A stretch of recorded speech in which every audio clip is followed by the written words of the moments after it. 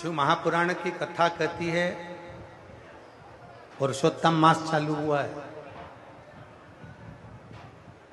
अधिक मास चालू हुआ है। 5 चीजें अधिक मास के महीने में शिव जी के लिए आप करिए।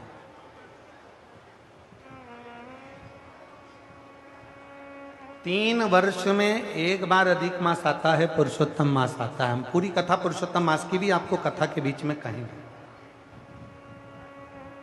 इसलिए पुरुषोत्तम मास में जो कथा चल रही है 3 जगह पर, एक जगह करनाल में हो जाएगी, इसके बाद में फिर दुधाना गांव में महाराष्ट्र में हो जाएगी, फिर एक ऑनलाइन हो जाएगी। ऐसी तीनों कथा हमने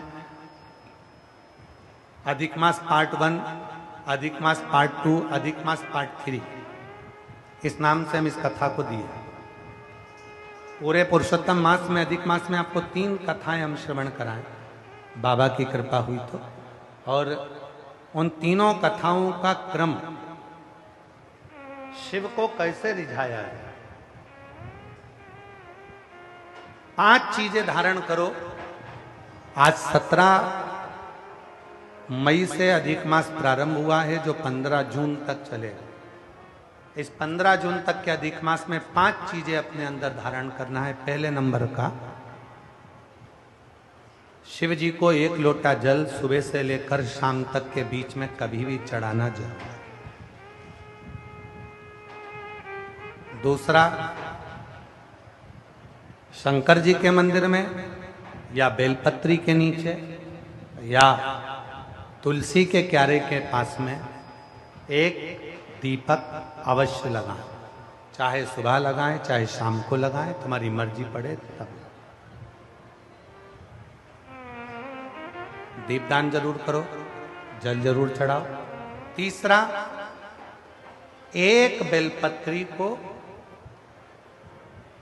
रख लें और उसी बेलपत्र को पहले दिन से लेकर 17 मई से लेकर, अधिक मास के पहले दिन से लेकर अधिक मास के आखिरी दिन तक 15 जून तक एक ही बेलपत्र को एक कागज में या किताब में उसको रख लें।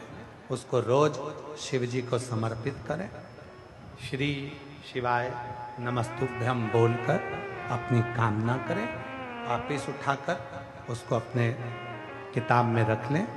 फिर कल वापिस समर्पित करें, फिर वापिस रख लें, फिर वापिस समर्पित करें। 1 महीना अधिक मास का, पुरुषोत्तम मास का, यदि एक ही बेलपत्र को सर्वत्र चढ़ाया जाए, उसी बेलपत्र को बारंबार समर्पित करा जाए और उस बेलपत्र को अधिक मास पूर्ण होने के बाद फिर उसको, जो आप मालपुआ दान करते हैं, उस मालपुए के साथ अगर दान कर दें तो जिंदगी में कभी किसी के दरवाजे पर हाथ नहीं फैलाना पड़ेगा। भगवान इतनी बरकत आपको प्रदान करे, इतनी बरकत दे। एक बेलपत्र, वही बेलपत्र पहले दिन से चालू होती है। किसी भी शिवलिंग पर, चाहे पार्थिव पर चढ़ा लो, आप चाहें तो अपने, हम गुरुजी हम वहां पर नहीं है, हम कथा में रहते हैं, हम कथा सुनने जाते हैं, तो हम कहाँ चढ़ाएं? एक कंकर उठाओ, पार्थिव पे चढ़ाओ। पेड़ के नीचे पार्थिव बनाया, उसी पे चढ़ा के रख ली। फिर उसी को बेलपत्र को, उसी बेलपत्र को बारंबार पूरे अधिक मास के महीने में 1 महीने तक उसी बेलपत्र को चढ़ाना है, उसी को रखना है।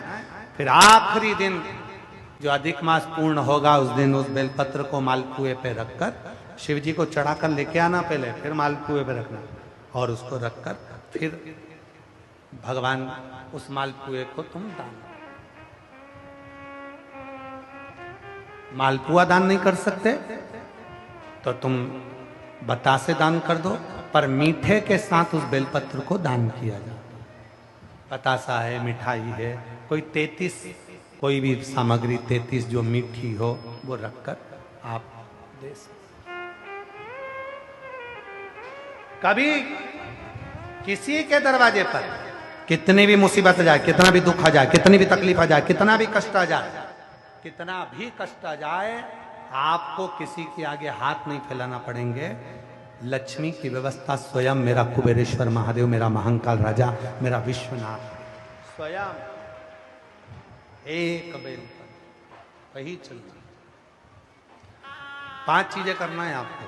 पहले नंबर पर जम के बोलो जल, दूसरे नंबर पर दीप, तीसरे नंबर पर बेलपत्र, चौथे नंबर पर भगवान शंकर के मंदिर में नंदी के दोनों सींगों के बीच में से शिव के शिवलिंग का दर्शन।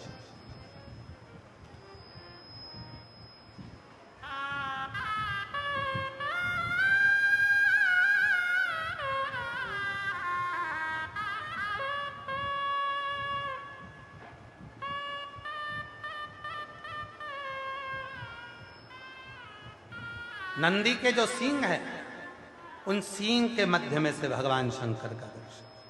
क्यों? किस लिए?